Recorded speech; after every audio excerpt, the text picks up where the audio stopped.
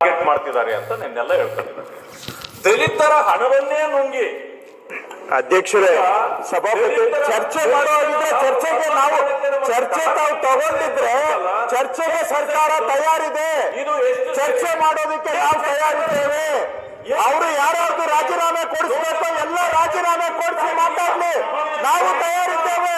ಅವರಲ್ಲಿ ಇವ್ರ ಮನೆಯಲ್ಲಿ ಎಕರ ಬಿದ್ದಿದೆ, ಮನೆಯಲ್ಲಿ ಎಕರ ಇವ್ರ ಕಟ್ಟೆಯಲ್ಲಿ